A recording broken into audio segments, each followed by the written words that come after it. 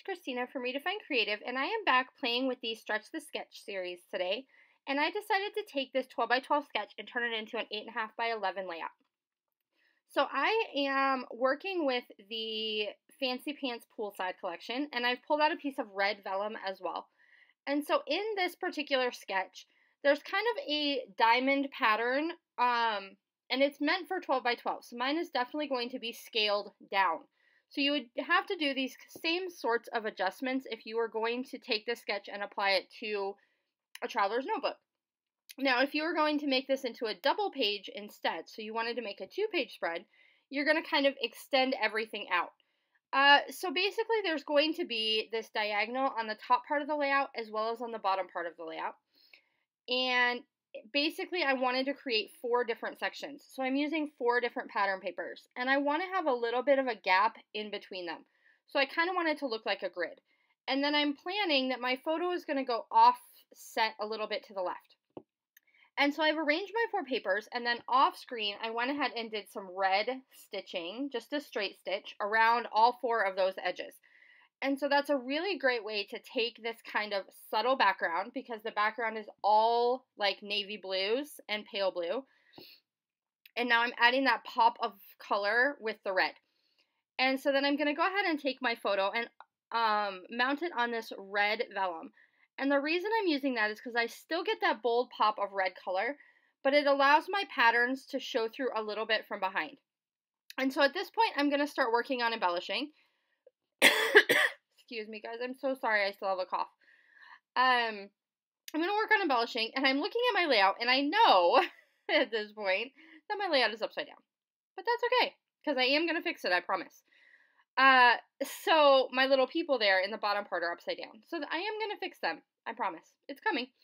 So I'm going to go ahead and flip through this poolside ephemera, and this is all just kind of leftovers. So I've played with this collection a little bit before. So I'm just kind of reminding myself what I have. And I found these really cute little speech bubbles that say Marco Polo.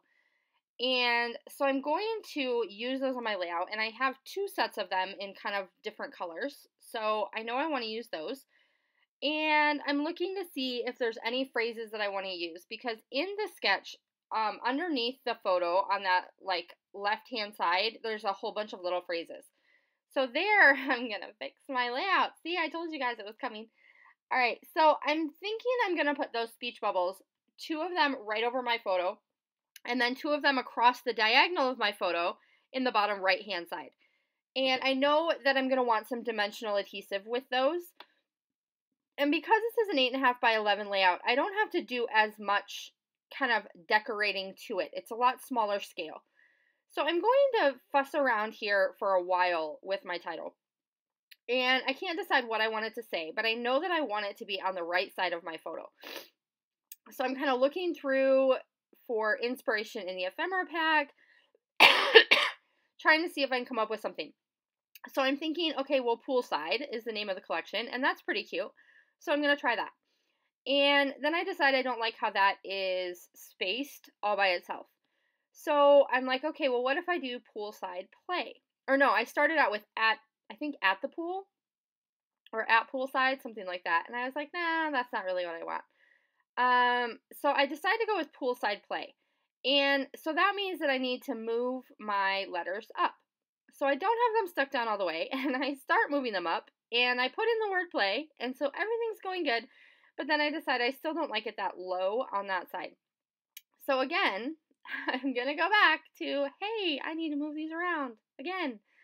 So I'm going to move everything up and kind of center it along my 4x4 photo, and I like that a lot better. I like kind of having it lined up evenly with my photo, and then all my embellishments are on that diagonal. And so I'm good with that so far. I know that I have these, they're not really puffy stickers, they're more like enamel stickers.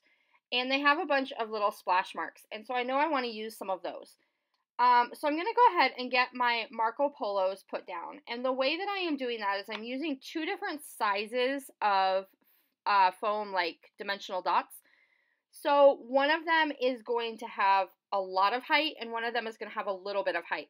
And I really like the way it looks. If you've been watching my videos lately, you know that I'm doing this often. where I'm varying the dimensional adhesive I use.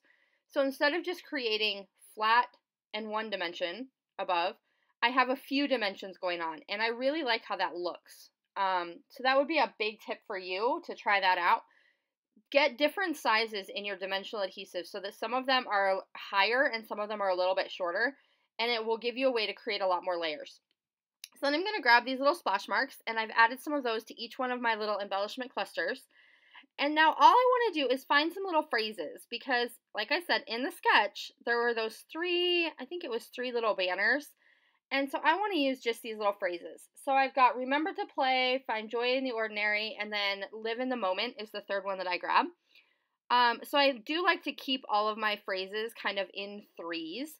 And I do like to find them of varying lengths.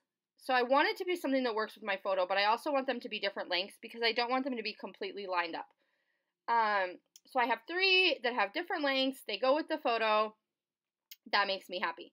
So now I'm going to go ahead and take my red pen and I'm just going to go around the outside of my layout just to kind of close everything in. So because it has that white background, I feel like it kind of like leaves it open, like everything's falling off the page. And I don't want it to be like that. So I'm going to finish it up with just this red along the outside. And I like the pop of color that that adds to that white background.